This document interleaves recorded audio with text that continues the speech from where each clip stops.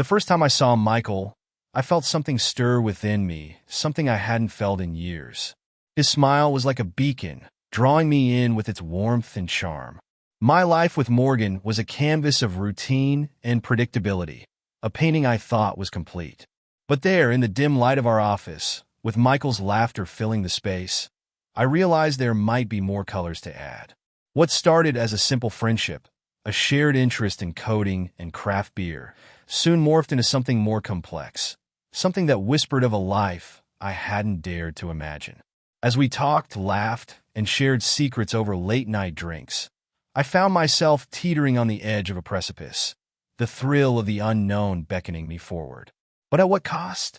Would I risk everything I had built with Morgan for a taste of this forbidden excitement? I've always been the kind of guy who believes in the power of routine, the comfort in the familiar. My name is Timothy, and for the last decade, my life has been a symphony of predictability, with Morgan, my wife, as the melody that made it all worthwhile. She's the kind of woman who could make a room glow with just her laughter, a teacher with a passion for shaping young minds that I've always found both admirable and slightly intimidating. Our life together was like a well-tended garden, blooming with shared dreams and the occasional weed of disagreement, like the ongoing debate about who was the last to leave the toothpaste cap off. But these were minor squabbles in the grand scheme of things. We had our routines, our date nights, our quiet moments of connection that I thought were the glue holding us together. I work as a software developer, a job that often buries me in lines of code, sometimes leaving Morgan feeling like she's second to my screen. To make up for it, I try to be the best husband I could be. I planned romantic dinners, surprise weekend getaways, and made sure we had our time together. But life, as they say, has a way of throwing curveballs. Enter Michael. He joined our team at work, bringing with him an infectious charisma and an easy smile that made everyone feel like they were the center of his universe. At first, it was just work stuff, late nights coding, shared lunches, and the occasional drink after work to unwind. But soon, our conversations stretched beyond the confines of the office, into personal territory. We talked about everything from our favorite books to our deepest fears. Michael had this way of listening, really listening, that made you feel seen, understood. And I found myself drawn to that, perhaps more than I should have been. One evening, after a particularly long day, Michael suggested we grab a drink at a nearby bar. The place was dimly lit with the kind of atmosphere that encourages confessions. Over a couple of beers, our talk turned to relationships. Michael shared stories of his past, his heartbreaks, and his hopes for the future. And I, perhaps unwisely, shared my own struggles with feeling like I was failing Morgan, despite my efforts. The night wore on, and the line between professional camaraderie and something more personal blurred. There was a moment, a charged silence, where I felt the weight of a decision looming. Michael's eyes held mine, and there was an unspoken question hanging in the air. I should have left then, but I didn't. Instead, I let the conversation drift into more intimate waters, discussing things I hadn't even shared with Morgan. It was exhilarating, this connection, this feeling of being truly understood by someone new. But as I walked home that night, the thrill faded, replaced by a creeping sense of guilt. What had started as an innocent friendship was now teetering on the edge of something else, something that could unravel the life I had so carefully built with Morgan.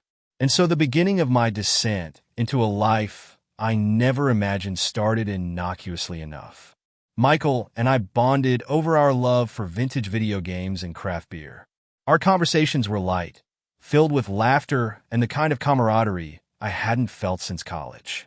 Morgan noticed the change in my mood, commenting on how happy I seemed, attributing it to a new project at work. One evening, after a particularly long day, Michael suggested we grab a drink at a local bar. The night was filled with stories, laughter, and a few too many drinks. As we left, Michael, in a moment of drunken affection, hugged me, and I felt a strange, unsettling warmth. I brushed it off as the alcohol talking, but it was the first crack in the facade of my straight-laced life. Was it just the alcohol, or was there something more brewing beneath the surface? The next day at work, I couldn't shake the feeling from the night before. Michael's touch lingered in my mind, a whisper of something forbidden, something I had never considered before.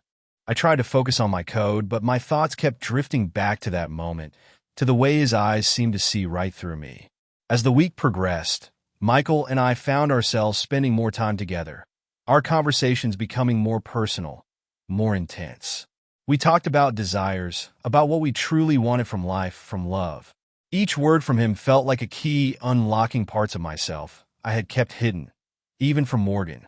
One evening, after another late session at the office, Michael invited me over to his place. The atmosphere was different there, more intimate. We sat close on his couch, the space between us charged with an energy I couldn't ignore. Our conversation turned to relationships again, but this time, it was laced with a new, unspoken tension. Michael leaned in, his voice low. Have you ever wondered what it would be like to break free from everything you've known? His breath was warm against my ear, sending a shiver down my spine. I knew I should leave, should run back to the safety of my predictable life with Morgan. But I was rooted to the spot, caught in the gravity of this new, thrilling connection.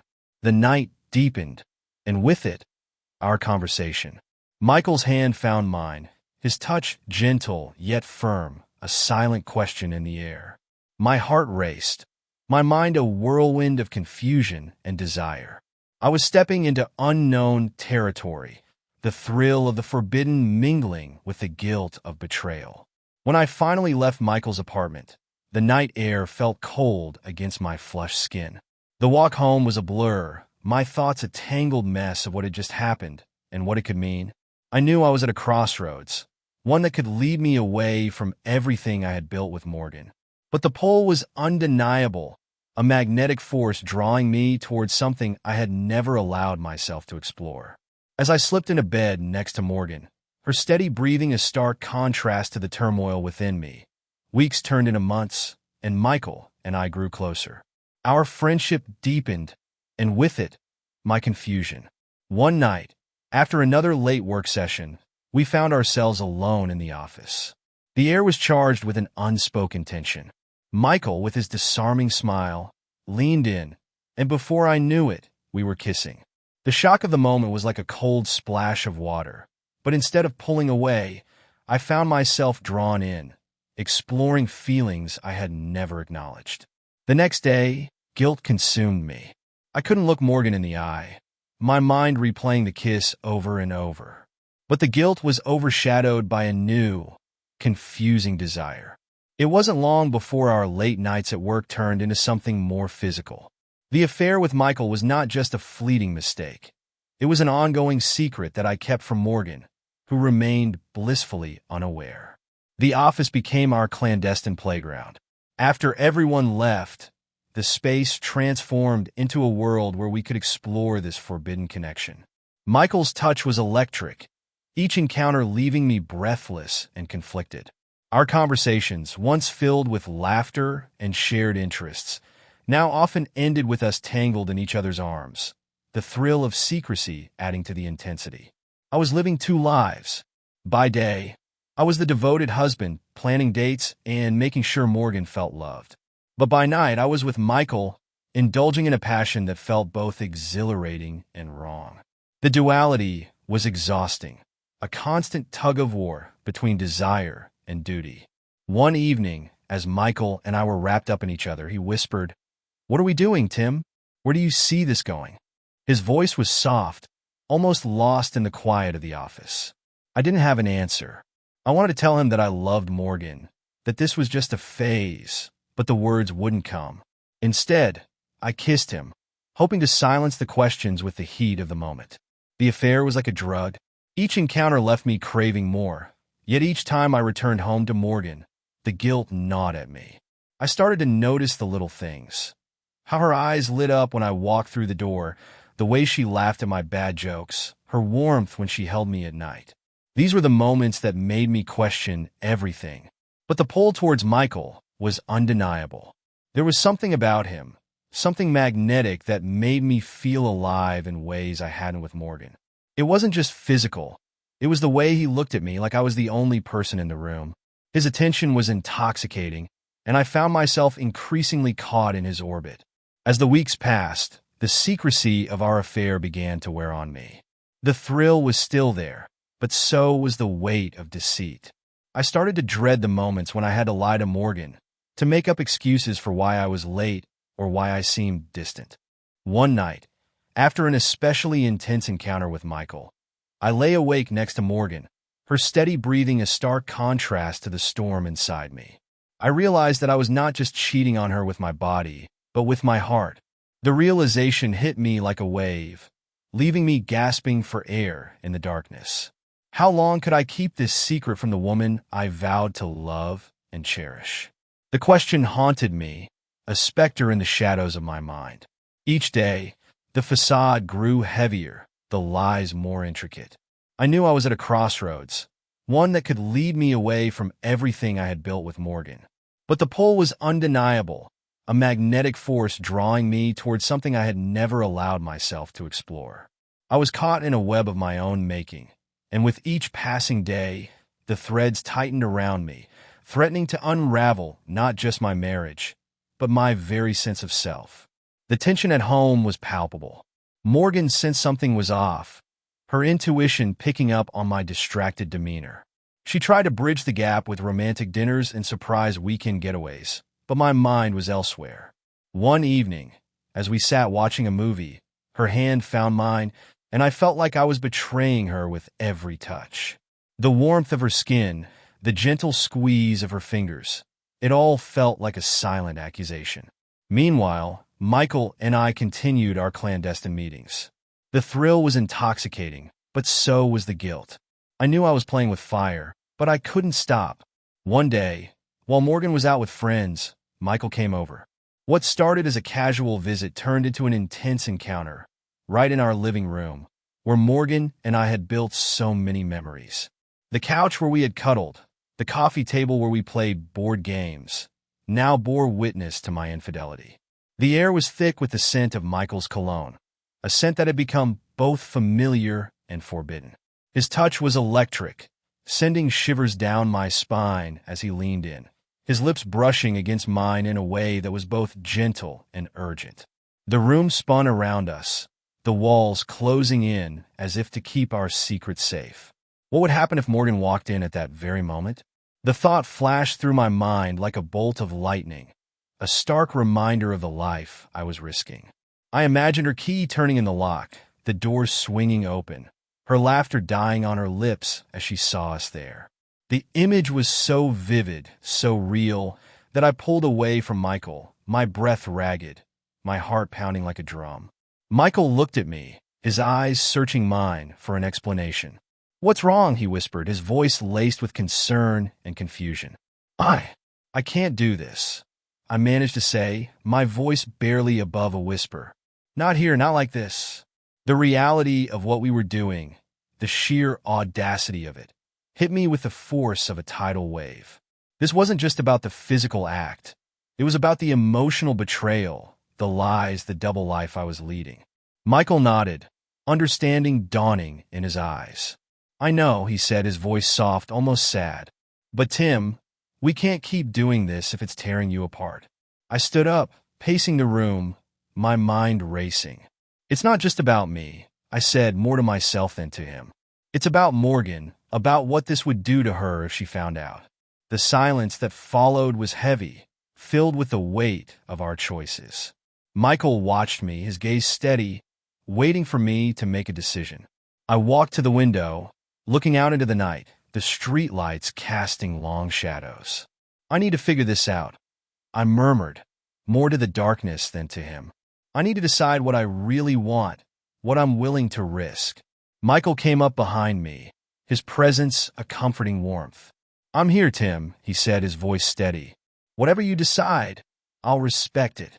The room felt like a cage, the walls echoing with the laughter and love Morgan and I had shared.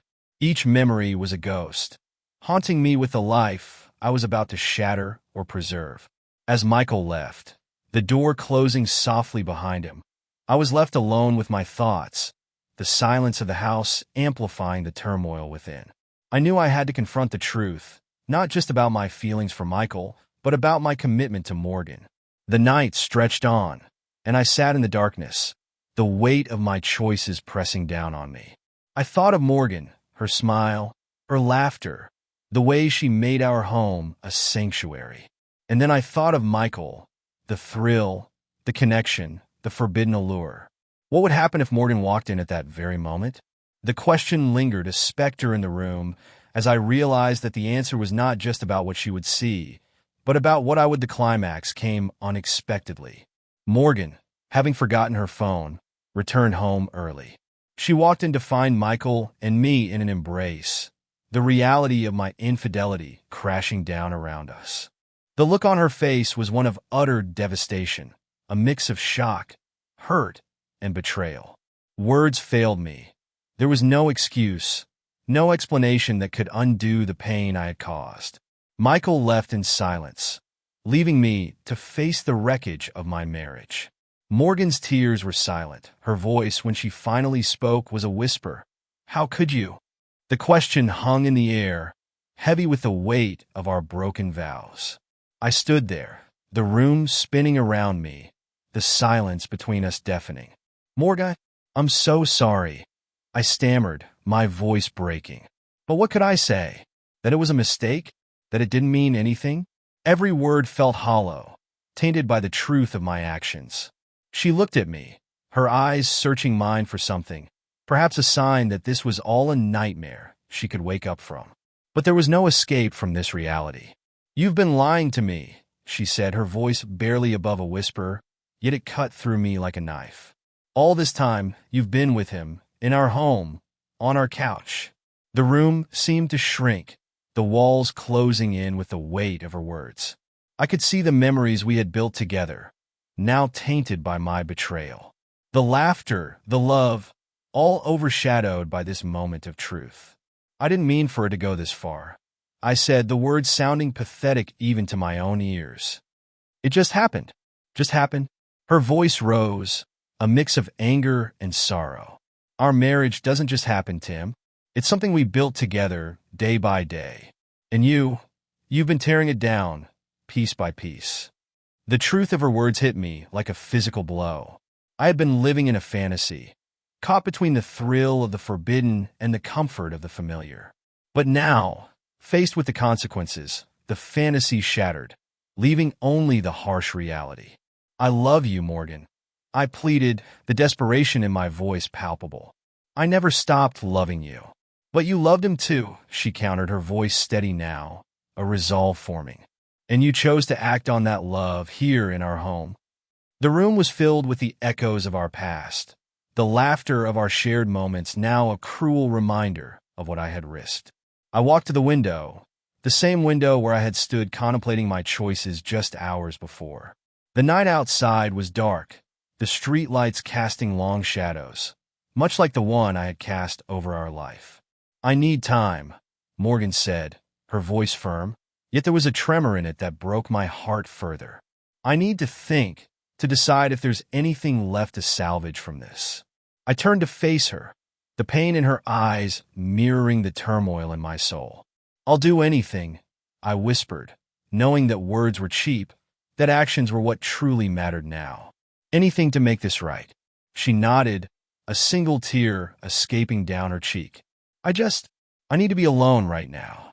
As she walked away, her steps heavy with the burden of our shattered trust, I was left in the silence of our home, the place that had once been our sanctuary, now a stark reminder of my betrayal.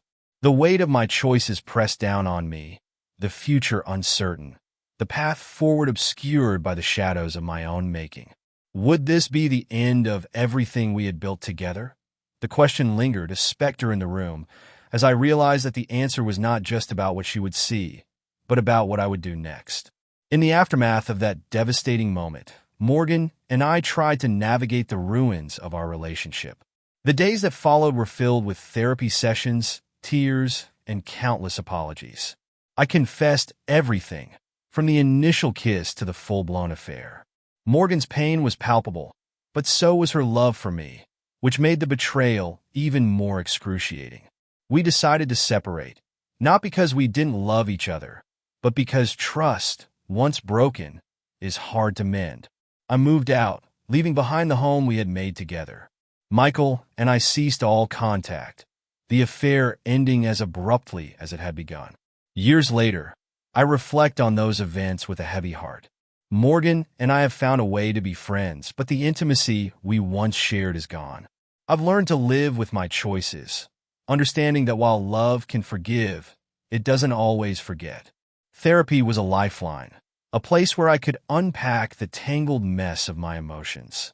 Each session felt like a small step towards understanding myself better, though the journey was long and fraught with pain.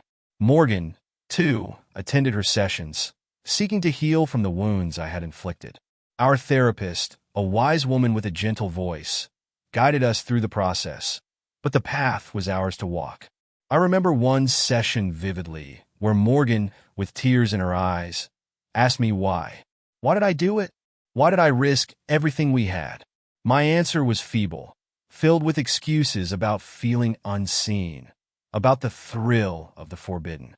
But as I spoke, I realized how shallow those reasons were compared to the depth of our love. The separation was like a physical tearing apart. I moved into a small apartment, the silence deafening after the warmth of our shared home. The first few nights were the hardest, lying awake, haunted by the memories of laughter, of love, of the life we had built together. I missed her, missed us, but I knew I had to give her space, to let her heal or decide if she could ever forgive me. Michael, on the other hand, became a ghost in my life. Our connection, once electric, now felt like a distant echo, a reminder of a part of myself I had explored but could no longer indulge. We didn't speak, didn't meet. It was as if he had never existed, yet his presence lingered in the shadows of my past decisions. Years passed, and life moved on, as it does. Morgan and I found a new rhythm, a friendship born from the ashes of our marriage. We'd meet for coffee, talk about our lives, our work, our new partners. It was strange seeing her with someone else, knowing I had played a part in that change. But there was a peace in our interactions, a mutual respect for the journey we had both endured. I've learned so much from those dark days, about the fragility of trust, about the depth of love, and about the consequences of seeking something outside of what you already have. Morgan's laughter, once the melody of my life, now plays in a different key, but it's still beautiful, still a part of me. I've built a new life, one where I strive to be transparent, to communicate, to cherish what I have. But the scars remain, not just on Morgan's heart, but on mine as well. They remind me every day of what was lost, of the lessons learned, and of the love that, despite everything, still lingers between us. And so, life goes on, with lessons learned and scars that remind us of the fragility of trust. Don't forget to subscribe, like, and comment if you enjoyed this story. This will help us create more engaging stories for you.